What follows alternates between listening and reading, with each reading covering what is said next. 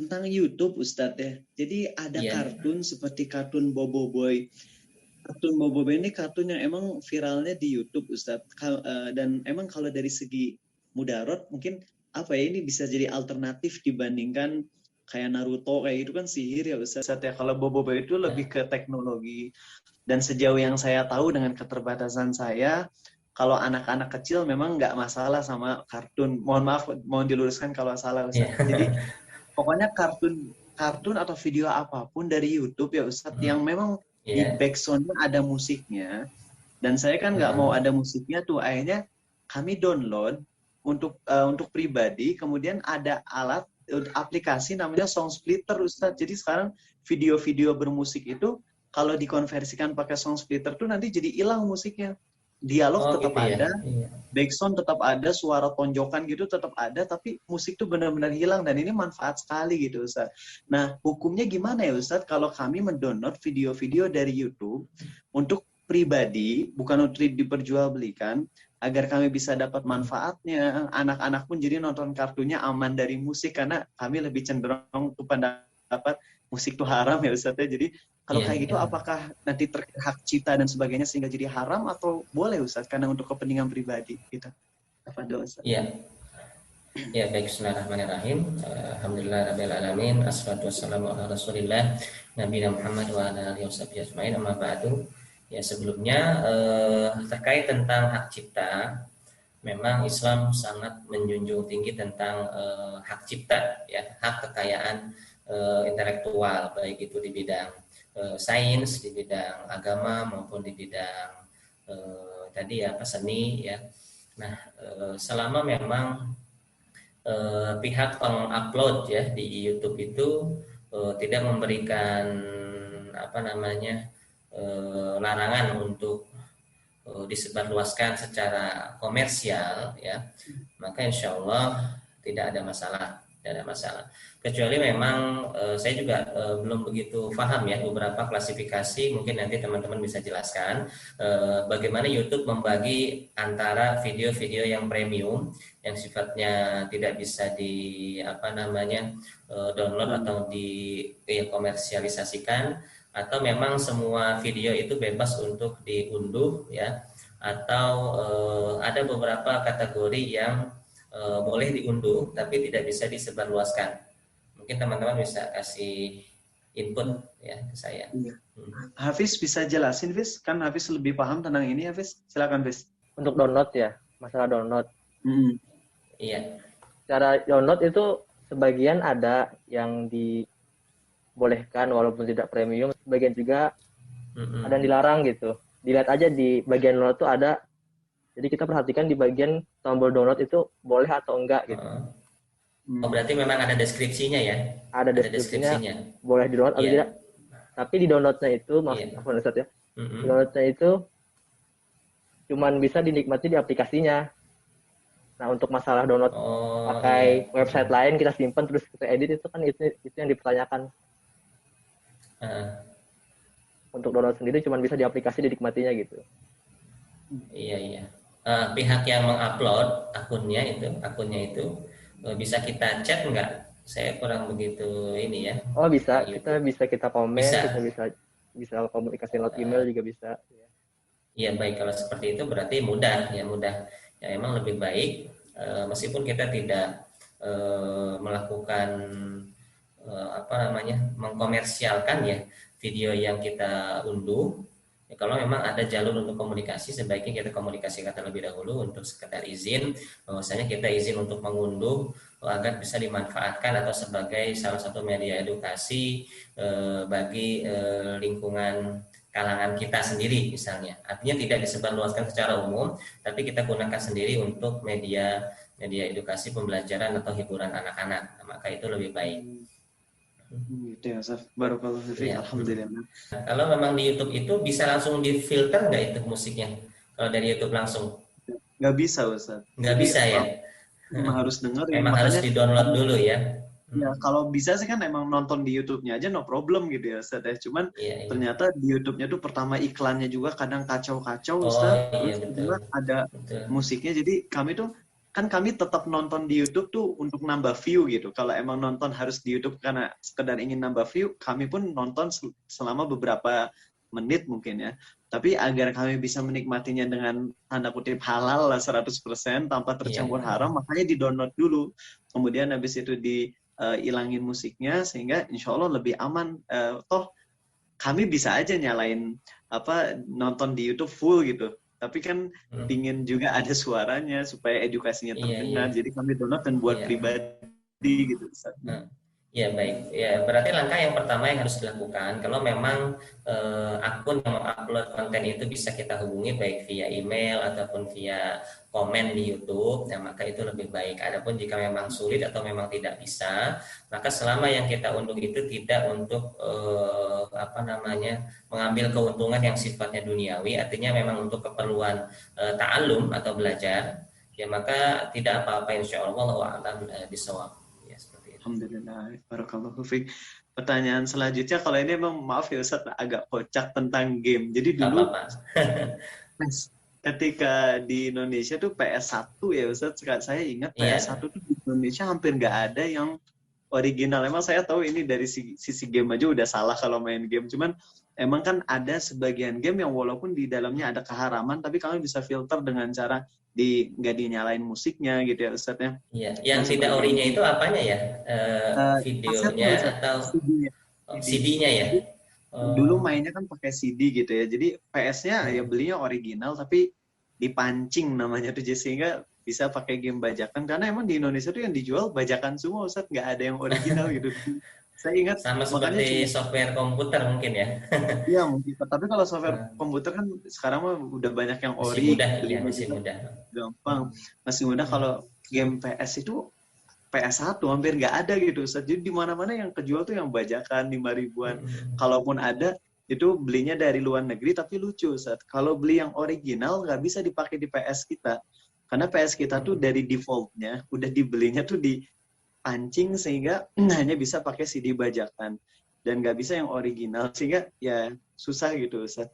Itu ya kalau andai ya Ustaz, andai gamenya halal, andai bukan game yang haram sifatnya, gamenya halal tapi karena emang susah nyarinya atau mungkin hampir bisa dipastikan nggak bisa nemu, apalagi sekarang Ustaz game tuh udah nggak ada, game PS1 udah nggak dijual belikan lagi, tapi masih bisa dimainkan, download dari internet. Dan itu emang yang jelas kita nggak bayar apa-apa gitu, karena emang udah nggak dijual belikan lagi. Itu gimana ya Ustaz hukumnya membeli barang yang memang nggak diperjualbelikan lagi? Kalau dulu diperjualbelikan tapi adanya yang bajakan, yang originalnya nggak ada atau susah banget. Kalau sekarang emang udah nggak ada barangnya. Nah terus kami mainin gitu Ustaz. Itu gimana ya Ustaz? Terlepas dari misalnya gamenya halal atau haram, anggap gamenya halal misalnya. Nah dari sisi perbuatan itunya gimana ya Ustaz? Masih ada ya yang memainkan PS1 itu sekarang? Masih. Jadi kalau di handphone tuh pakai emulator namanya Ustaz. Jadi emulatornya kami beli, emulatornya tuh beli dan bayar juga. Tapi kalau dari gamenya tuh hampir nggak ada gitu, nggak dijual beli. Saya juga udah nyari-nyari PS yang PS1 karena emang itu nostalgia gitu Ustaz. Dan ternyata pas beli game ada rinciannya PS1, gamenya udah tertanam di konsolnya langsung, tapi nggak ada yang original, jadi udah sepaket aja, jadi konsolnya tuh udah ada sama game-gamenya, dan kita pun nggak tahu itu original atau enggaknya. Jadi yang sekarang tersebar kalau masih mau memainkannya ya udah nggak dijual lagi gitu Ustaz, yang original susah banget nyarinya, udah hampir dipastikan nggak ada gitu. Itu gimana ya Ustaz? Iya baik. Iya baik. Jadi di dalam muamalah itu sebetulnya mudah ya. Perkara muamalah itu sangat logis, ya sangat logis. Jadi tidak ada sesuatu yang bisa kita haramkan kecuali memang dia mengandung di antara 3 delik keharaman. Ya, ini pertama riba, kemudian goror, ya kemudian zolim. Nah riba itu tidak muncul kecuali dari 2 pintu. Ya, ini pintu hutang piutang atau pintu tukar menukar komoditi riba. Nah, kemudian goror itu adanya ketidakjelasan timbal balik dalam sebuah transaksi. Jadi kita melakukan pembayaran yang sifatnya pasti, nilainya pasti, tetapi mendapatkan timbal balik atau benefit yang tidak pasti objeknya. Nah, itu namanya goror, seperti perjudian. Nah, kemudian yang ketiga kezaliman. Nah, terkait hak cipta, kenapa di sana diharamkan? Karena itu termasuk menzalimi hak orang lain yang memiliki hak kekayaan intelektual. Nah, di dalam kasus yang tadi, andai kata PS ya, atau barang lain pun, atau software yang lain, dan software itu memang sudah limited atau sudah lama ya, sudah lama atau sudah tidak diproduksi lagi ya. Jika memang si perusahaan sudah tidak mengeluarkan produk tersebut, artinya dia sudah stop produksi ya, stop produksi, dan dia tidak mengambil keuntungan dari produk tersebut. Nah, kalau dia sudah tidak mengambil keuntungan dari produk tersebut ya, jika ada sebagian dari masyarakat yang masih menginginkan untuk menggunakan produk tersebut dan memang tidak ada di pasaran, kemudian ada yang memodifikasi dengan cara-cara tertentu untuk sekedar misalnya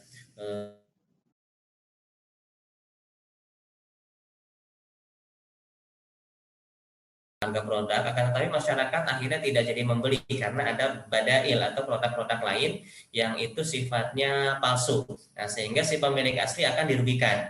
Nah, itu alasannya mengapa hak kekayaan intelektual sangat dilindungi di dalam Islam, karena akan merugikan pihak yang memang memproduksinya secara asli, ya, akan merugikan. Nah, kalau dalam kasus tadi, jika memang pihak produsen sudah stop produksi ya dan tidak memasarkannya, maka wallahu alam jika ada pihak-pihak yang bisa membuatnya kembali ya untuk sekedar dimanfaatkan secara pribadi, maka tidak ada masalah. Wallahu alam. Oh iya, ya emang. Ya. Jadi untuk game-game PS1 tuh emang udah nggak ada aja dibeli, mau yang original tuh nggak ada.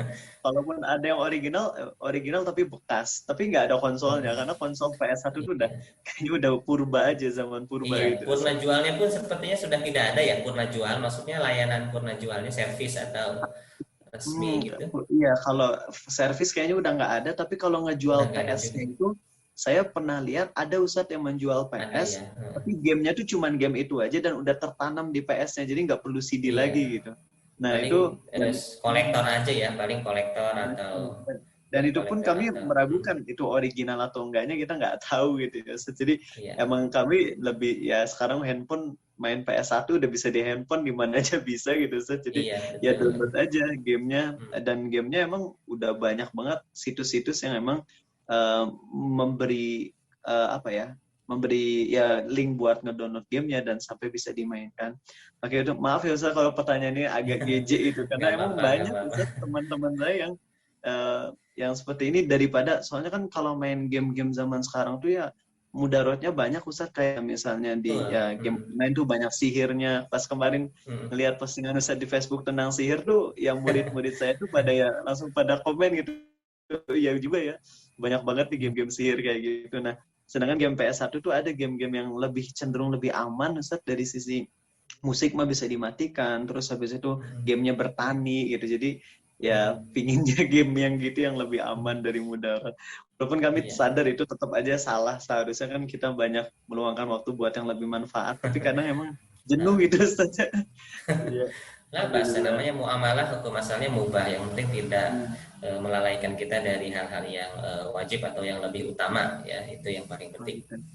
Ya Ustaz, kalau yang ini saya nggak tahu ya Ustaz, ini perkara muamalah yang bisa ditanyakan atau enggak, soalnya takutnya salah, tolong koreksi aja tentang masalah kalau video kamera kan insya Allah kami lebih cenderung ke pendapat halal ya Ustaz ya, video kamera baik live maupun itu. Tapi kalau misalnya animasi, itu tuh lebih animasi yang kayak gambar animasi bergerak, itu tuh lebih dikiaskannya tuh sama video kamera begini, atau lebih tepatnya disamakan dengan kayak ngegambar tangan Ustaz? Karena emang kalau dari prosesnya itu pembuatan animasi seperti kartun Naruto dan sebagainya tuh awalnya kan emang digambar sketch dulu ya Ustaz ya.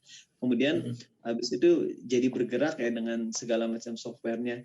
Jadi yang saya agak ragu tuh, kalau gambar animasi membuatnya kan jelas haram karena harus nge-sketch. Tapi kalau melihatnya, apakah itu hukumnya sama dengan kita meridoi orang yang menggambar, atau sama dengan ketika kita ngelihat video kamera seperti ini Ustaz? Kalau misalnya pertanyaannya nggak berkenan, di skip aja Ustaz, nggak apa-apa. Iya, memang ini di luar ranah muamalah ya. Tapi mungkin saya akan mencoba apa yang saya input, yang saya pernah terima dari kalam para ulama ya, bahwasanya memang hukum asal taswir Ya, taswir itu para ulama memang berbeda pendapat, terbagi menjadi kurang lebih kalau tidak salah ada 3 pendapat ya. Ada yang berpendapat bahwasanya taswir yang dimaksud artinya foto ya, hukum gambar yang dimaksud itu adalah patung. Ya, jadi kata taswir di dalam hadis tentang larangan gambar itu ada yang berpendapat bahwasanya itu maksudnya adalah patung. Ya, ini patung-patung berhala, ya, patung-patung berhala. Terus adapun seperti foto atau lukisan yang lain maka itu tidak termasuk. Kemudian yang kedua ada juga para ulama yang berpendapat bahwa taswir yang dimaksud itu adalah semua gambar. Ya, semua gambar baik itu foto maupun itu lukisan ataupun apapun ya selama itu gambar makhluk bernyawa maka itu tidak boleh.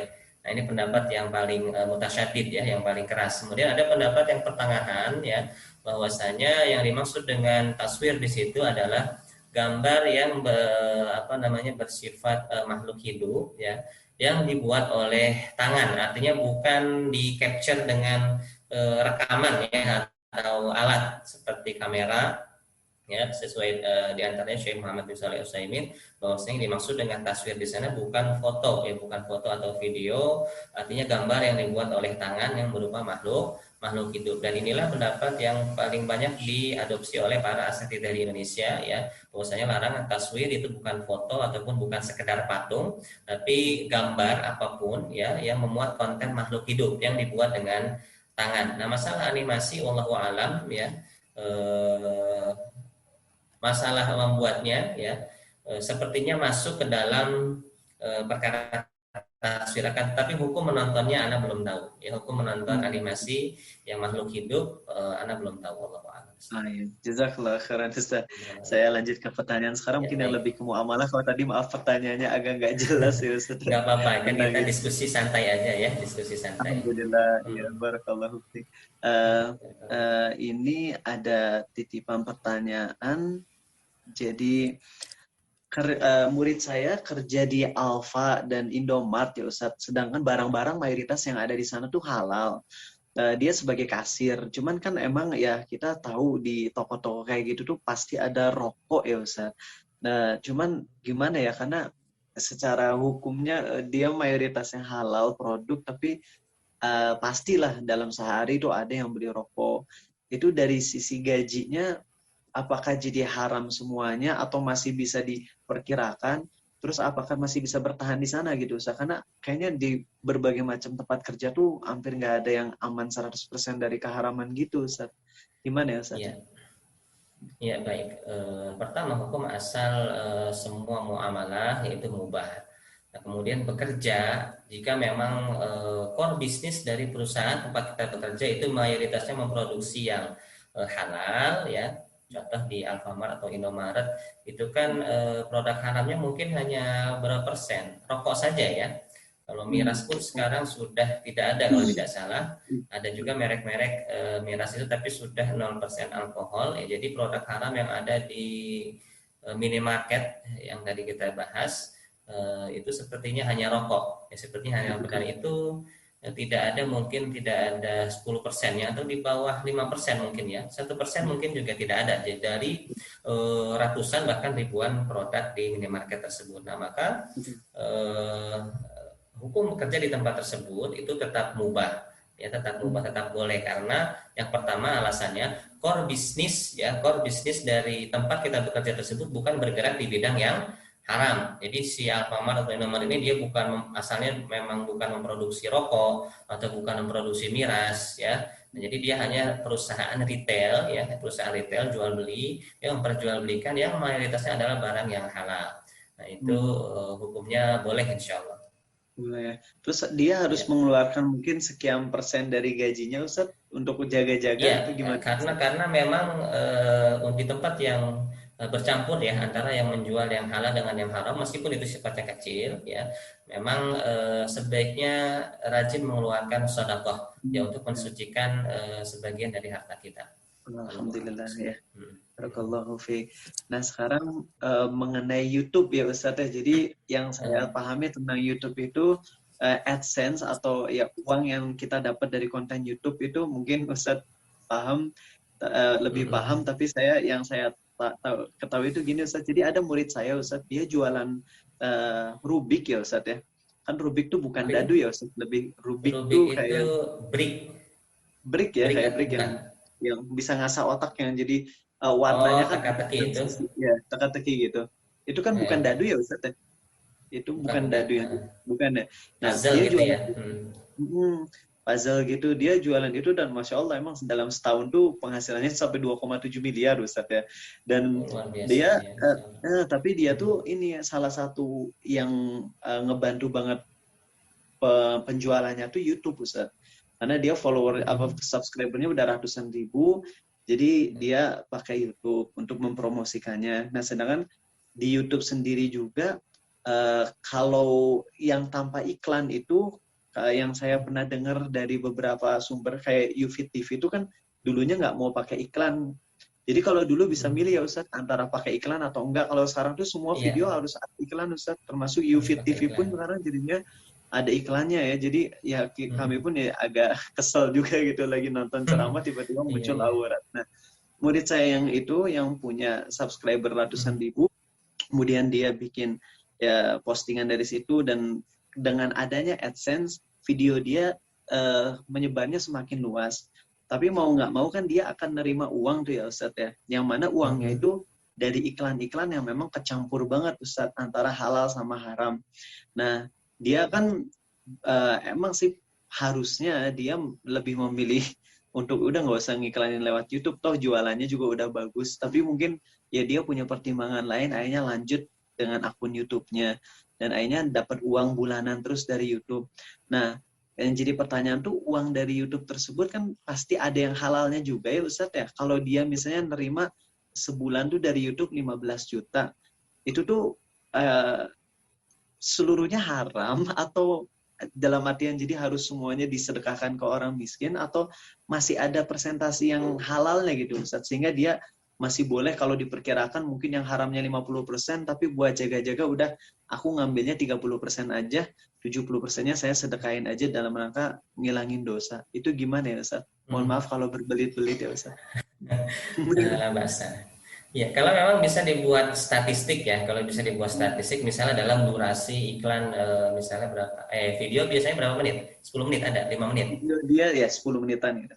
10 menit, nah dari 10 menit itu kita bisa buatkan range ya, atau statistik itu muncul iklan berapa kali, nah dari satu konten iklan kita, dari satu konten video kita itu muncul iklan berapa kali, dan dari misalnya 3 kali, nah dari 3 kali itu berapa kali iklan yang mengandung keharaman ya, tidak syar'i atau yang lainnya, itu berapa, nah kemudian dikalikan berapa hari ya, kemudian dikalikan per bulan. Nah itu insya Allah bisa kita buat average ya, rata-rata statistik kisaran ya, atau sebaran ya, distribusi dari iklan yang sesuai yang sifatnya umum atau mubah dengan iklan-iklan yang melanggar syariat. Nah itu lebih baik, lebih aman. Jadi kita bisa melihat sebaran statistik iklan-iklan yang memang tidak sesuai dengan syariat. Nah itu nanti dikonversi ke output dari iklan YouTube tersebut, misalnya 15 juta. Nah berapa persen iklan kali 15 juta yang syar'i, nah itu yang boleh kita ambil. Itu lebih aman. Tapi kalau kita tidak tahu, memang lebih aman untuk berhati-hati ya, kita keluarkan semuanya. Kita masih punya usaha kan, kita masih punya usaha yang lain ya, lebih baik kita keluarkan semuanya kepada pihak-pihak yang lebih membutuhkan ya, seperti fakir miskin, teman-teman yang kurang mampu, atau orang-orang yang memiliki hutang ya, itu kita berikan kepada mereka, itu lebih baik. Oh gitu ya Ustaz. Jadi dan saya juga ini jadi kepikiran Ustaz, karena katanya YouTube gak bisa, saya belum tahu pasti, cuman katanya sekarang emang kan semuanya ada iklan, bahkan UFIT pun udah ada iklan. Nah saya sendiri kan alhamdulillah di YouTube subscriber tuh lumayan, udah 15.000 nih Ustaz ya. Nah sedangkan saya ngelihat emang kalau ada iklan berarti kan ya saya kayak ikut andil dalam kemaksiatan kalau membiarkan ada video di YouTube. Dan saya pun punya Instagram yang mana followernya pun jauh lebih banyak. Line pun follower saya udah 150.000. Saya punya ladang dakwah di Line dan juga di Instagram dan juga di beberapa media sosial lainnya. Tapi saya pun masih menggunakan YouTube karena emang kalau YouTube tuh video-video panjang lebih enaknya disimpan di YouTube gitu Ustaz. Kalau Instagram tuh kan maksimal yang 10 menit kalau IGTV sekarang tuh ya. kalau bisa juga 1 jam tapi hanya khusus untuk live ceramah live misalnya. Nah, jadi saya tetap YouTube-nya nggak dihilangin. Kalau misalnya ada orang-orang yang nonton video-video saya, dan terutama video-video yang view-nya itu udah hampir 100.000, kan mungkin potensi muncul iklannya lebih besar. Itu saya jadi dosa atau gimana ya Ustadz? Saran Ustadz gimana? Apa di off-in aja atau gimana gitu? Iya. Ya, kita tidak bisa terlalu kaku ya di dalam menyikapi keharaman-keharaman yang ada di lingkungan kita. Nah, kita berusaha semaksimal mungkin. Kalau memang bisa kita filter atau kita mungkin gandeng seorang ahli IT ya yang bisa memfilter iklan-iklan tersebut. Kalau tidak salah saya pernah membaca sebuah fatwa di web Saudi ya, di salah satu web Saudi Arabia, ya, bahwasanya konten-konten iklan di YouTube itu bisa difilter dengan sebuah aplikasi. Nah, wallahu alam di Indonesia ini saya tidak tahu ya apakah sudah ada programmer yang membuat mungkin seperti semacam bot atau apa yang bisa memfilter. Saya tidak tahu jenisnya, tapi pernah membaca fatwa bahwasanya konten di YouTube itu bisa difilter. Nah, para ulama menyatakan bahwasanya kalau memang bisa difilter, maka tidak ada masalah meskipun kita mengambil fee dari iklan YouTube tersebut. Tapi kalau memang keperluannya dakwah dan kita belum mampu untuk memfilter iklan-iklan yang memang memiliki konten terlarang seperti membuka aurat, adanya musik, maka kita lakukan semampu kita. Jangan sampai dakwah ini justru terhambat ya karena ada keharaman-keharaman atau halangan-halangan yang sifatnya mungkin sedikit ya. Jadi insya Allah Rizal tidak terkena dosa ya, akan tetapi nanti tergantung audiensnya. Kalau dia biasanya kan kalau iklan bisa kita skip ya, bisa kita skip kalau memang si audiensnya menikmati iklan yang seperti itu, dan maka dosanya kembali kepada si penonton. Adapun kita sebagai penyedia dan kita pun menyediakan konten yang bermanfaat dan tidak mampu menghilangkan iklannya secara teknis dan kita sudah berusaha semaksimal mungkin, insya Allah tidak terkena dosa. Allahu a'lam. Alhamdulillah. Oh ya Ustadz, jadi teringat dengan itu kalau iklan YouTube yang produknya halal seperti misalnya sabun mandi, tapi kan iklannya tuh ya aurat gitu ya Ustadz ya. Nah, AdSense dari iklan itu tuh jadi haram atau halal buat kita Ustadz? Mengingat kalau misalnya yang saya tahu tuh pernah dengar kalau sabun mandi covernya tuh ada gambar cewek, yang kehitung halal kan sabun mandinya ya Ustadz ya. Jadi kalau kita jualan sabun mandi yang ada gambar ceweknya, bukan jadi dosa, nggak jadi haram uangnya. Apakah itu berlaku juga Ustadz dengan iklan-iklan yang dari YouTube tuh emang halal kan? Mayoritas produk YouTube yang iklan halal, cuman emang di iklannya tuh ada musik dan ada aurat dan sebagainya gitu Ustadz. Itu gimana ya Ustadz? Apakah itu halal juga kayak untuk produk-produk yang memang produk halal ya seperti sabun, makanan atau yang lainnya, maka iklan-iklan memasarkan produk tersebut itu tidak ada masalah ya. Tapi kalau memang iklannya mengandung konten-konten yang terlarang secara syariat ya, maka itu sifatnya ta'awun 'alal ismi wal udwan. Jadi kita terkena dosa tolong-menolong di dalam keburukan ya, di dalam keburukan. Karena kita melalui perantara kita, maka hal-hal yang keharaman tersebut ikut menyebar. Jadi masalah fee atas iklan dan produknya produk halal, maka itu mubah ya, boleh dan halal. Alhamdulillah, siap. Oke, ya, sekarang pertanyaan tentang ini. Nah ini dia, ada salah satu adik didikan saya tuh anak UI Ustadz, dan beliau cerita gini, saya nyoba melamar ke perusahaan advertising, kata beliau.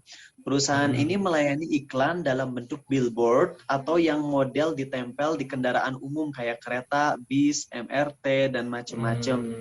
Dan di antara klien ada dari Bank BNI dan UOB. Nah itu hukumnya gimana Ustaz? Apa kayak Alfamart tadi Ustaz?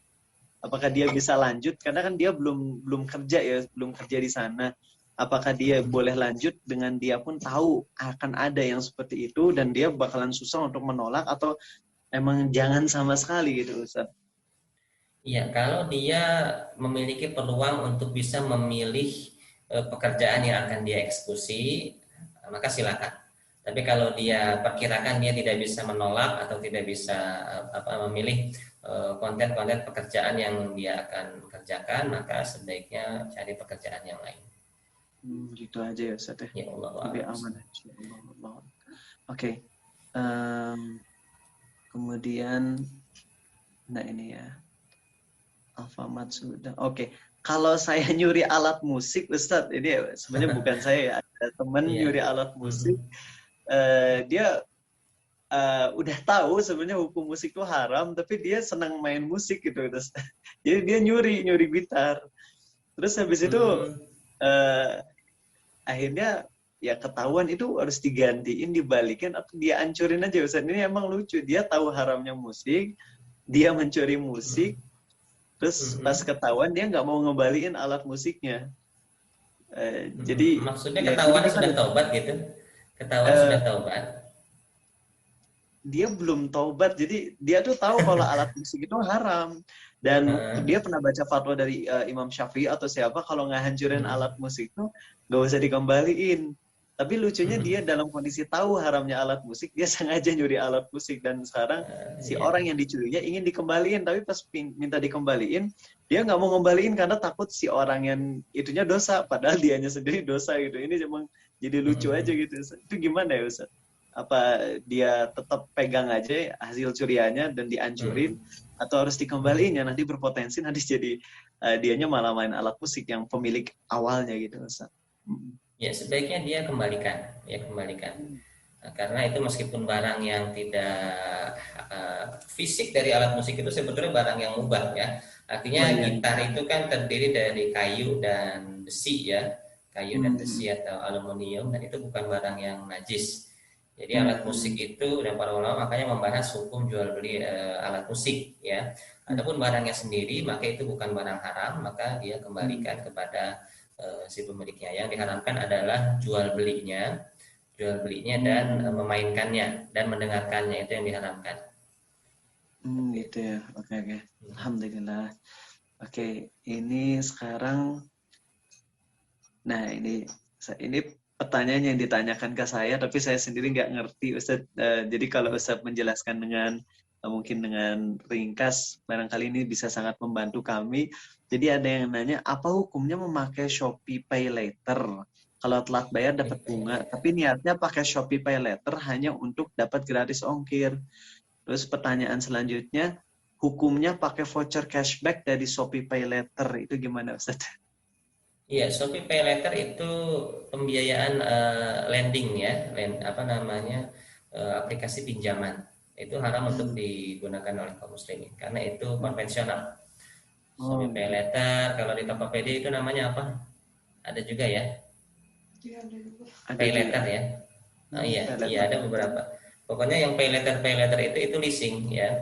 Itu sifatnya aplikasi pembiayaan, ada pihak ketiga di sana. Ada bagian pembiayaannya, tidak boleh kita gunakan karena itu sistemnya konvensional, belum ada yang syariat.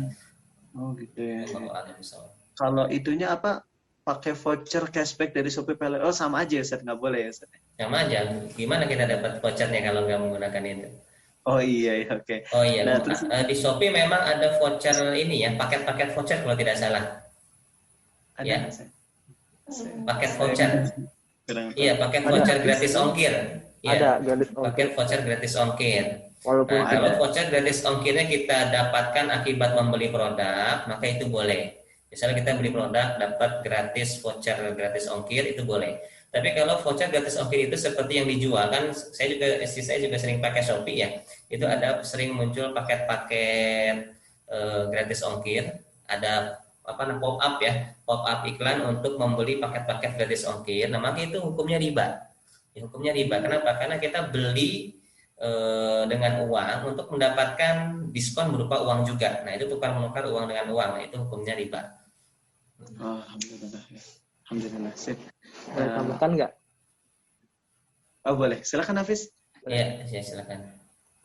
Kalau untuk voucher yang didapat gratis ongkir karena menggunakan Shopee Pay, kan sebelumnya kan tadi yang dibahas Shopee Pay Later. Kalau Shopee Pay bagaimana? Ya, tidak ada masalah. Shopee Pay, OVO atau whatever Pay ya, maka itu hukumnya mubah, insyaallah tidak ada masalah. karena kita memakainya kemudian dikasih gratis ongkir, itu nggak apa-apa juga. Nggak ada masalah. Nggak ada. Beberapa waktu lalu ada memang sempat booming ya di dunia persilatan tentang ribanya dompet elektronik ya, karena itu akad hutang. Nah, di sini sudah saya bahas sebetulnya di buku Hal-Hal Bisnis Online ya, bahwasanya secara analisa fikih ya, yang lebih tepat bahwasanya dompet elektronik itu bukan merupakan akad hutang. Ya, ditinjau dari mana? Ditinjau dari kaidah fikih ya, al-ibrah fil uqud lil maqasid wal ma'ani la lil alfaz wal mabani. Sebuah akad itu diterima ya sesuai dengan konsekuensi dari akad tersebut ya, bukan dari penamaannya ataupun penyebutan dari sebuah transaksi itu. Artinya mau namanya apapun ya, GoPay, OVO, ShopeePay ataupun apa ya, whatever pay atau yang lainnya, kita lihat konsekuensi dari transaksi itu. Nah, sebagai perbandingan untuk menilai apakah dompet elektronik atau e-money tersebut akad hutang atau bukan, nah, maka kita coba untuk memudahkan teman-teman ya, saya biasa memberikan perbandingan. Kita bandingkan dengan rekening perbankan. Nah, untuk menyimpan di rekening perbankan, apa tujuan masyarakat menabung di sana? Apakah ada tujuan jual beli atau hanya sekedar menumpuk saldo untuk di tabungan perbankan? Menumpuk saldo. Ada tujuan jual beli tidak? Tidak ada. Oke, tidak ada. Nah, sekarang orang deposit di ShopeePay atau deposit di GoPay atau deposit di OVO, apakah mereka ada niatan menumpuk saldo atau nabung ataukah untuk melakukan transaksi jual beli? Jual beli. Jual beli. Nah, dari makosid transaksi saja sudah berbeda. Ya, dari maksud transaksi itu sudah berbeda antara kita menabung di bank dengan deposit di uang elektronik. Ya, itu sudah berbeda secara makosid akad. Ya, makosid akad itu sudah berbeda. Nah, kemudian dari sisi cashback atau bunga yang diberikan. Nah, bunga yang ada di rekening perbankan kalau kita nabung itu karena transaksi jual beli atau karena semata-mata kita naruh duit di sana? Karena naruh duit doang. Karena naruh duit doang. Nah, sekarang kalau kita deposit di GoPay atau OVO atau apapun ya, nah, itu bonus yang diberikan karena kita nyimpan atau karena kita melakukan transaksi? Karena kita melakukan transaksi dengan menyimpan uang di sana lalu dipakai. Iya, bonus itu sekonyong-konyong masuk ketika kita deposit atau tidak? Tidak. Ketika kita memakai untuk membeli. Nah, itu merupakan itu merupakan dalil ya bahwasanya bonus yang diberikan bukan karena kita simpan, tapi karena kita melakukan transaksi jual beli. Itu merupakan, jadi nggak masuk tuh kaidah manfaat atas pinjaman ya. Kemudian ada syubhat di kalangan masyarakat bahwasanya di mana ini kan bisa ditarik tunai, bisa ditarik kembali. Nah, ini pun keliru secara maksud transaksi.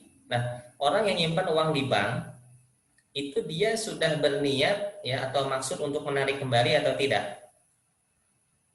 Iya ya. Narik pasti kembali. Iya, pasti dia akan narik kembali. Nggak mungkin kita mengandalkan kecuali memang deposito berjangka, ya itu beda kasus. Nah, adapun di GoPay atau di OVO atau di apapun ya, orang yang mendepositkan ketika deposit ada nggak yang berniat suatu saat pasti saya akan tarik kembali? Enggak, karena mau dipakai. Nggak ada. Tapi bahkan ngisinya pun sesuai keperluan biasanya, ya tidak? Ngisinya pun sesuai kebutuhan. Nah, ini merupakan bukti tarik tunai yang ada di fasilitas e-money itu bukan akad utama. Ya, ini bukan akad utama meskipun bisa dan bukan menjadi tujuan transaksi. Maka tarik tunai yang ada di e-money ini bukan merupakan dalil bahwasanya ini adalah akad hutang.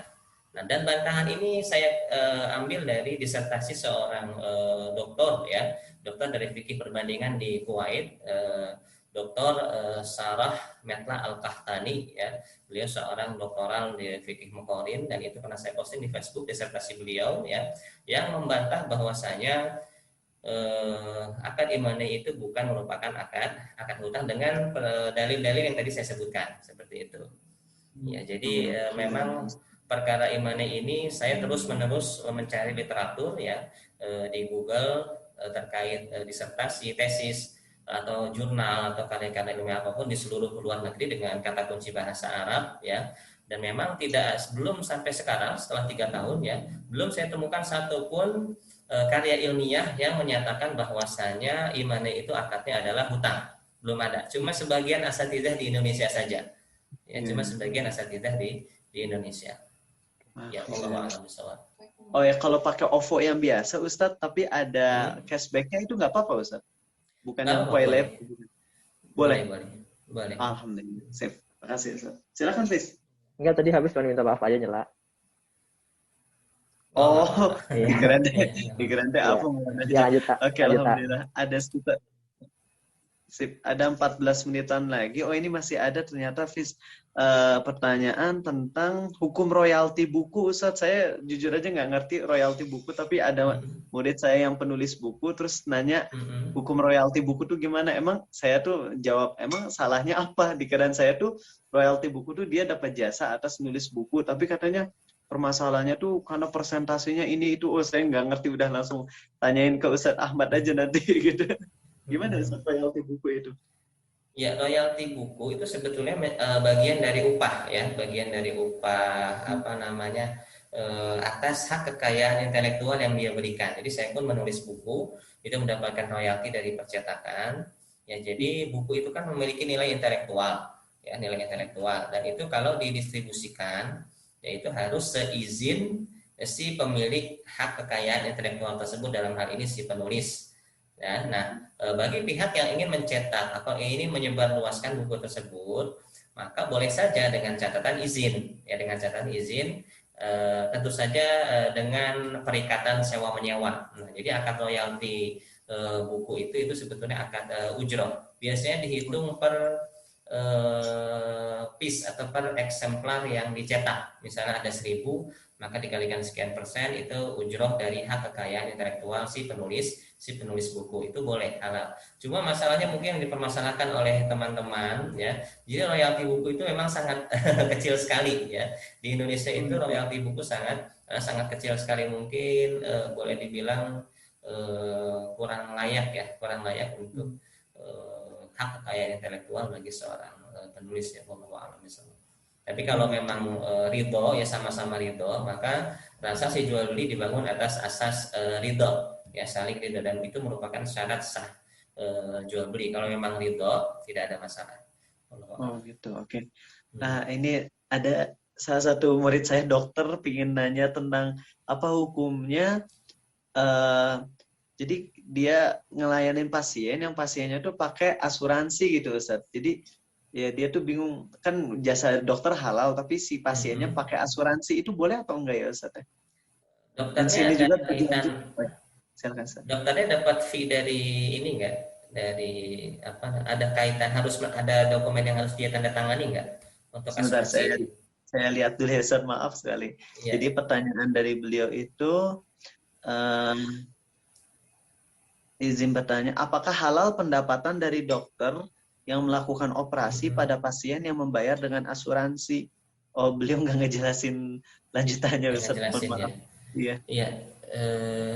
Pada asalnya transaksi riba itu kan termasuk keharaman yang jenisnya muharram likasbihi. Ya, jadi haram karena sebab cara mendapatkannya. Ya, bukan haram secara zat. Jadi keharaman itu ada dua, muharram li zati, haram secara zat. Artinya penghasilan haram akibat mentransaksikan barang-barang yang haram seperti B2 ya, babi, kemudian miras, kemudian patung, anjing ya, dan yang bangkai ya. Nah, itu namanya haram zat. Ya, itu namanya haram zat. Nah, kalau riba goror itu maksudnya ke haram cara. Nah, haram yang cara itu agak berbeda hukumnya dengan yang haram zat. Jadi harta karena haram cara ini hanya haram bagi si pelakunya saja, ya, bagi si pelakunya. Adapun bagi orang lain yang menerimanya, maka itu tidak haram lagi. Contoh, Rizal misalnya punya teman yang bekerja di perbankan konvensional, ya bank konvensional. Tentu saja gajinya riba kan, ya gajinya riba. Nah, ditraktir oleh beliau yang bekerja di bank konvensional, itu boleh atau tidak? Boleh ya Ustaz ya. Boleh ya, karena keharamannya hanya untuk si pelakunya saja. Dasarnya apa? Dasarnya di dalam Al-Qur'an surat An-Nisa ya, ada 161. Allah Subhanahu wa taala berfirman, wa ahdihimur riba wa qad anhu, dan mereka orang-orang Yahudi senantiasa memakan riba padahal mereka dilarang untuk memakan riba. Nah, di ayat ini Allah Subhanahu wa taala mensifati hartanya orang Yahudi itu dari hasil riba. Ya. Nah, tetapi apa yang dilakukan oleh Rasulullah Shallallahu Alaihi Wasallam? Ternyata Nabi kita yang mulia Shallallahu Alaihi Wasallam menerima hibah dari orang Yahudi dan melakukan gadai dan menjual beli dengan orang Yahudi. Sedangkan Nabi sendiri tahu bahwasanya hartanya orang Yahudi dari hasil riba tadi, ya berdasarkan Al-Quran. Ini menandakan bahwasanya harta ribanya orang Yahudi tidak berpindah kepada Rasulullah Shallallahu Alaihi Wasallam dengan akad yang baru, yang tidak berpindah.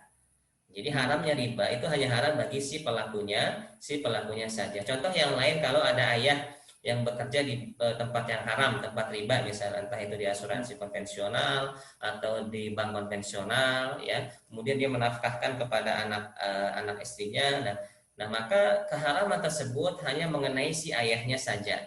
Adapun anak istrinya maka menerima dengan sah, dengan halal, karena menerima dengan akad yang halal. Akadnya adalah akad nafkah atau hibah, ya, maka itu boleh sesuai dengan fatwa Syekh Muhammad bin Shalih Al-Utsaimin dalam Liqa Al-Maktub, dan saya kutip di buku saya Solusi Modal Tanpa Riba tentang fatwa Syekh Utsaimin ini tentang bolehnya menerima uang nafkah dari ayah yang bekerja di lembaga konvensional. Allahu a'lam.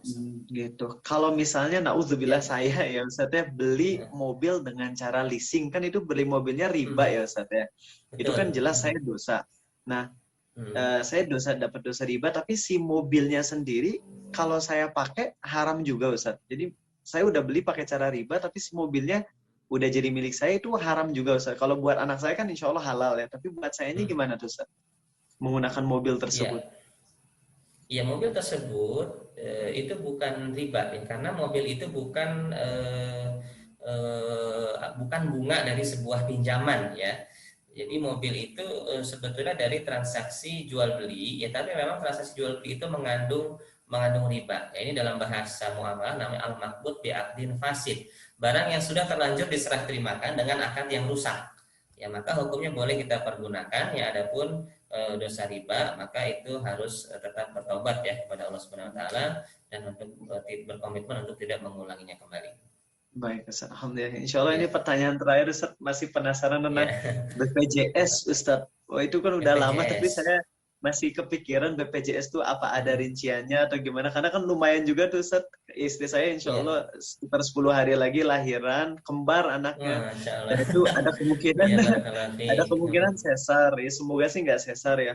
Kalaupun sesar insya Allah ya sedia sih, punya uang buat sesar insya Allah. Tapi kalau misalnya pakai BPJS misalnya Ustaz, kan itu covernya lebih banyak. Nah, hukumnya gimana ya Ustaz? BPJS baik buat orang miskin atau buat orang yang memang mampu gitu? Seperti ya misalnya saya pribadi insya Allah kategorinya mampu, buat sesar pun bisa, tapi pengen pakai BPJS ya, karena emang saya awam nggak ngerti BPJS dari dulu seliweran, jadi mohon penjelasan singkatnya aja Ustaz, karena waktunya mungkin udah hampir habis. Silakan.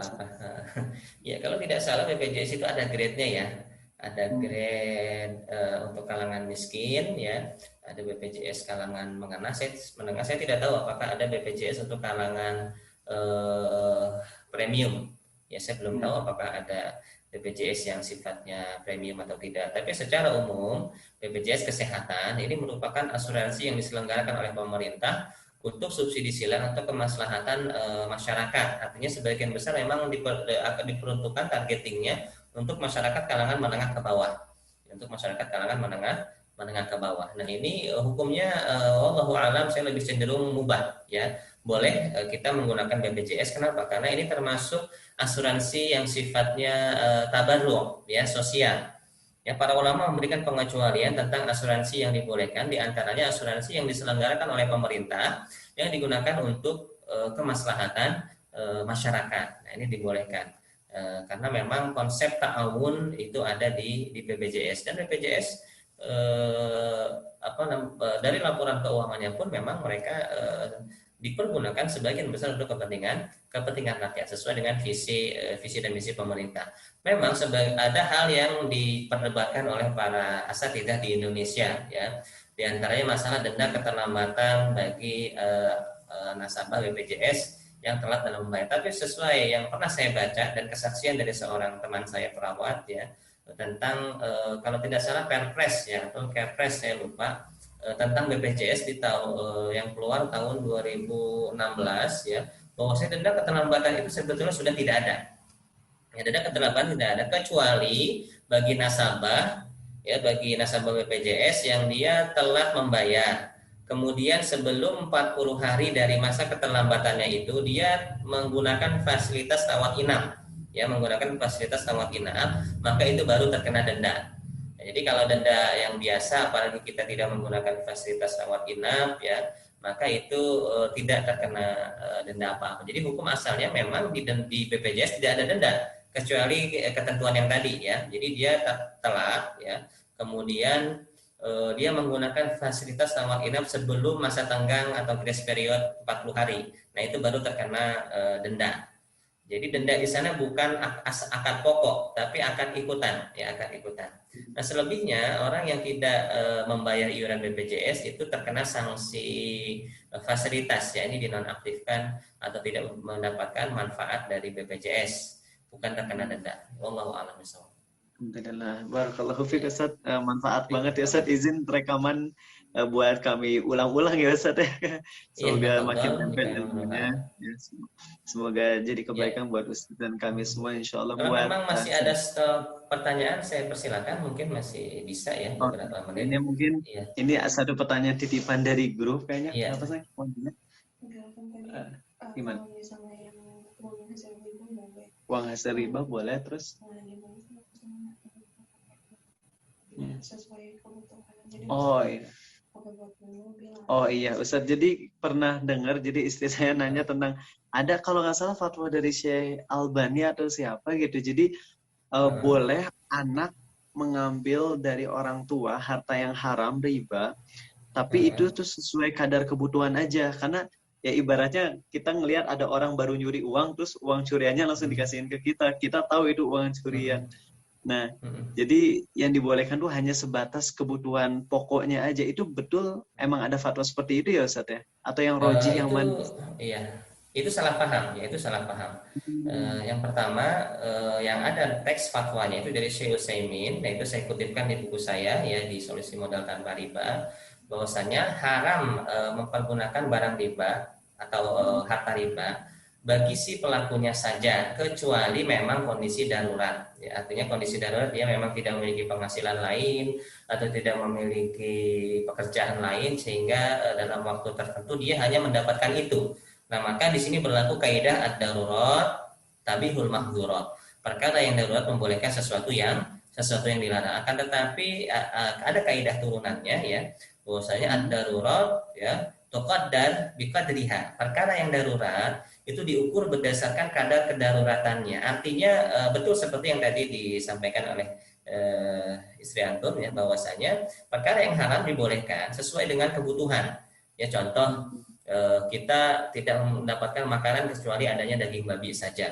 Nah, kalau kita tidak makan saat itu, maka kita akan terancam kematian, ya, kematian. Nah, maka ketika itu berlakulah kaidah kedaruratan, kita boleh memakan daging babi sampai resiko kematian itu hilang. Ya, sampai risiko kematian itu hilang. Nah, kalau risiko kematian itu hilang, jangan diteruskan makan lagi. Selebihnya adalah haram. Jadi mentang-mentang makan ternyata enak diteruskan, ya. Nah, itu nggak boleh. Nah, seperti itu tidak boleh. Begitupun dengan harta riba. Nah, itu berlaku untuk si pelakunya saja tadi, ya. Misalnya seorang ayah yang bekerja di bank konven, nah dia hukum asalnya harta riba itu tidak boleh diapa-apakan. Dimakan sendiri haram, dinafkahkan hukum nafkahnya tidak sah, hukum nafkahnya pun tidak sah bagi dia, disedekahkan tidak sah, dihibahkan tidak sah, dibelanjakan tidak sah, semua tidak sah. Nah, tapi kalau dia darurat, dia boleh makan sedikit, ya, boleh makan sedikit. Adapun bagi anak dan istrinya yang menerima dengan akad nafkah, dengan akad hibah, maka hukumnya boleh, ya hukumnya boleh karena harta riba tadi dalilnya sudah saya sampaikan di awal ya, hanya haram bagi si pelakunya saja. Adapun kalau dikiaskan dengan harta curian tadi, ya harta curian orang baru mencuri kemudian kita tahu dia mencuri kemudian kita terima, itu kias ma'al farik namanya. Artinya not apple to apple. Harta curian itu termasuk kategori mengharam li'ainihi, haram fisiknya, haram zatnya. Artinya kalau kita tahu itu barang curian, itu harus dikembalikan kepada pemiliknya. Jadi sebagian para ulama mengklasifikasikan harta curian itu tidak sama dengan harta riba. Ya, harta riba muharram likasbihi, haram caranya, adapun duitnya halal, haram caranya. Ya, maksudnya ada muharram harta curian itu haram fisiknya, duitnya itu haram, harus kita kembalikan kepada si pemiliknya. Muharram li'aini. Jadi hukum harta curian berbeda dengan harta riba. Wallahu a'lam bishawab. Alhamdulillah, sip, barakallahu fiik ya Ustaz. Alhamdulillah. Untuk sesi yang 1 jam berikutnya pekan depan bisa ya Ustaz, insyaallah. Pekan depan di waktu yang sama bisa insyaallah. Oh ya, nanti insyaallah kita kontak-kontakan lagi Ustaz. Saya lagi makasih banyak ya Ustaz ya, karena manfaat banget. Sama-sama. Ya. Semoga jadi keberkahan, dan sekali lagi mohon maaf kalau dari saya atau dari adik-adik saya ada yang kurang beradab. Semoga Allah ampuni kita semua insyaallah. Sekian aja Ustaz. Sama-sama ya, saya juga mohon maaf apabila ada kekeliruan dalam penyampaian, kesalahan penyebutan atau kesalahan istilah atau tata cara penyampaiannya terlalu cepat atau seperti apa, saya mohon dimaafkan dan mohon koreksinya dari teman-teman sekalian ya, saudara-saudara saya di dalam agama Islam ini ya. Saya pun manusia biasa, tidak luput dari kesalahan. Jika memang ada kekeliruan, mohon koreksinya. Jangan sungkan untuk memberikan koreksi atau masukan atau input ya. Jika memang ada kekeliruan dan teman-teman bisa memberikan kepada saya pendapat yang lebih kuat, maka insya Allah saya akan rujuk kepada kebenaran. Ya, wallahu a'lam bishawab. Insyaallah, barakallahu fiik. Ya, itu aja ditutup dengan doa kifaratul majelis saja insyaallah. Alhamdulillah, asyhadu an la ilaha illa anta astaghfiruka wa atubu ilaik. Alhamdulillah. Assalamualaikum warahmatullahi wabarakatuh. Ana izin live meeting ya. Oke, silakan Ustaz. Waalaikumsalam. Waalaikumsalam warahmatullahi wabarakatuh.